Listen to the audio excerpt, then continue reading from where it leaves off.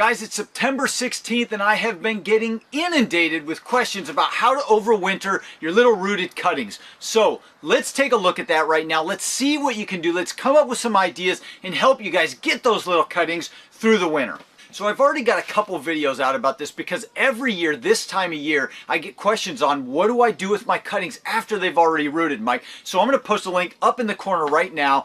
I took all these cuttings and I set them, they rooted, and then I set them outside in the pouring rain, in the snow, in the freezing, in the wind, in everything. They got through the winter. If you haven't seen that video yet, you might want to go check it out. It might give you a little bit of relief for your cuttings so that you don't worry so much about them.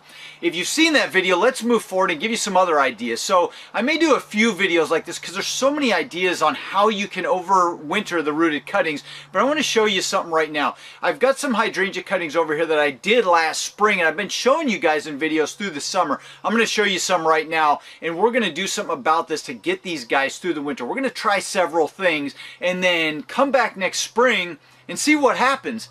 I don't know what's going to happen. We're going to find out though. So let's head over to this spot right over here where I've got all those beautiful hydrangeas that we started earlier in the year.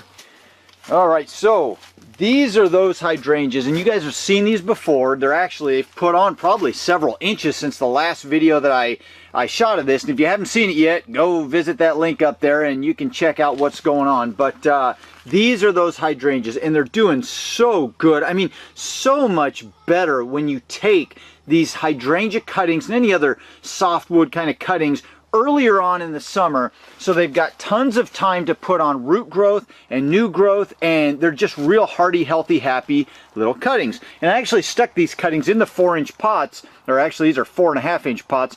Look at that, man, we got roots coming all the way out the bottom, and these guys are healthy and they're strong. But we stuck these cuttings in these 4.5-inch pots originally, and they've stayed in the same pots all along. But people go, what do I do with this now, Mike?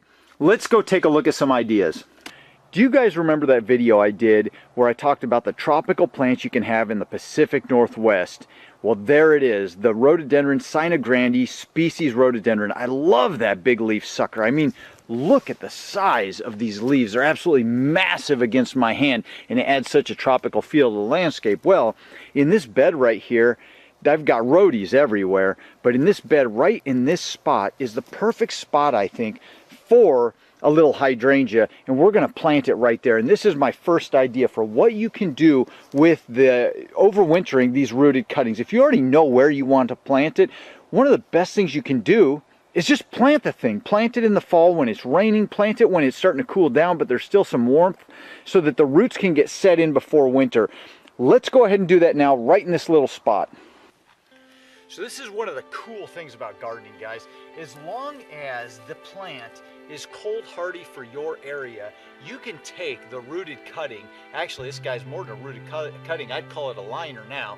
But you can take the thing and plant it right out in your landscape and let it go through the fall and through the winter, and it will grow. It will start getting set in now in the fall, and then next spring it'll wake up and just start growing like crazy. 9 times out of 10, long as the plant is cold hardy for your area.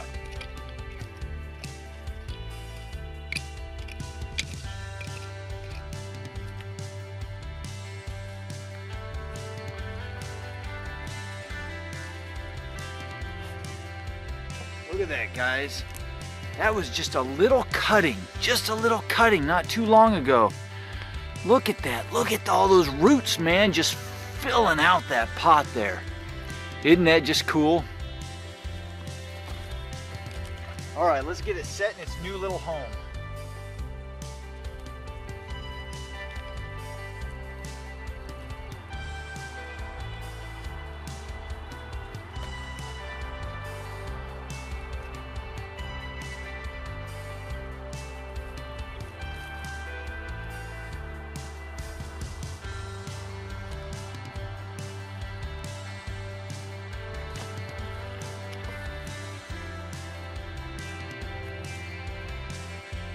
Now, if you guys take a look at this and see what I've done.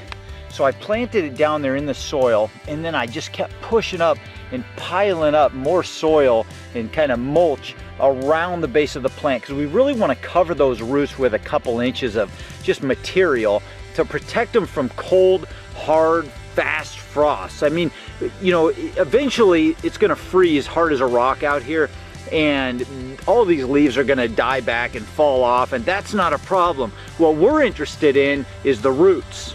And we want to keep those roots nice and protected and toasty down there. Well, they won't be toasty, and in fact, they'll freeze. But what they're protected from is the frost that happens fast and hard, because we want these guys to slowly acclimate to the cold winter weather. Because 9 times out of 10, what'll kill your cuttings is when the fall starts coming on and that weather gets cold too fast and those frosts just hit it hard. You go from 40 degrees down to, you know, negative 30 degrees overnight. They need that time to slowly acclimate, and by putting these guys in the ground, you know, stays an even temperature, a much more even temperature, and everything happens more gradually in the ground. The temperature decrease. So if you can get them in the ground, mulch around the roots, you're going to be protecting them from those hard, fast frosts in the fall time or any quick freezes that might happen. Now, I know this is out under a sheltered, protected area right now. I've got a lot of fir trees over me. It protects from the direct sun right here, and it's on the north side of my house, so it protects from, you know, any real harsh winter winds, because most of the winds here come from the south. So I'm going to show you something else to show you guys that it doesn't necessarily matter if you've got them in a really well protected area. It's best if the plant is right on the edge of being cold hardy in your area, but I want to show you something I've done in the past to prove to myself how tough rooted cuttings are. All right, so this is what I want to show you guys. Isn't this a neat little bed of rhododendrons here? I've got tons of awesome varieties here, but if you'll take a look at this rhododendron right here in the front, this is rhododendron fire rim.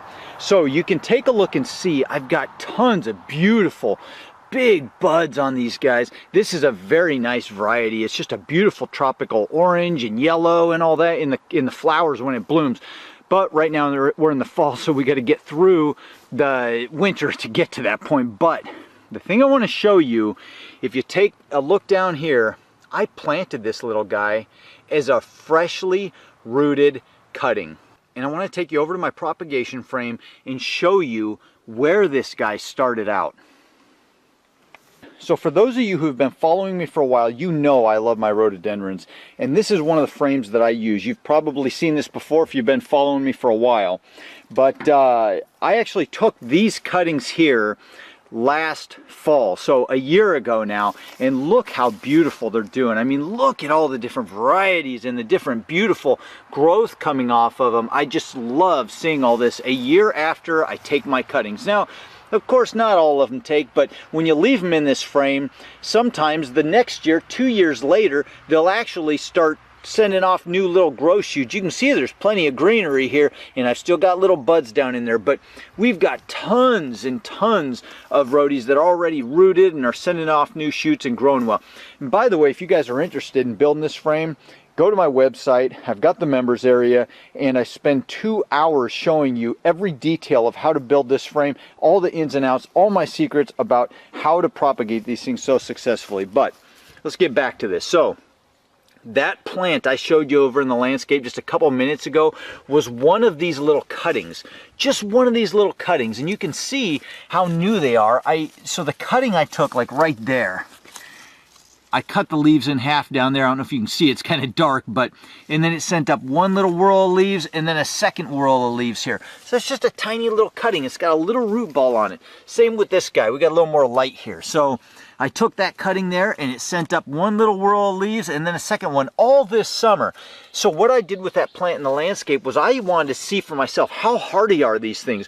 So I just reached my hand under, I did this years ago. This is probably, that rhododendron is probably 5 years old now, but I just stuck my hand into the rooting medium and pulled up the whole root ball when it was just a young little rooted cutting that had just rooted that summer.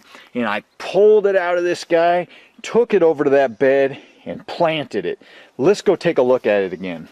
And there it is, from just a tiny little cutting to a beautiful landscape plant. You guys should see this thing when it blooms in the springtime. It's absolutely gorgeous. But I just planted that little tiny rooted cutting like I showed you in the frame right into the ground, and it survived our winter. Now, the thing I've said 100 times before is it's got to be cold hardy for your area. If it's not cold hardy to your area, it's probably going to freeze and die because it's not meant for your area. We get down into the teens, and these rhododendrons can take temperatures down into the teens.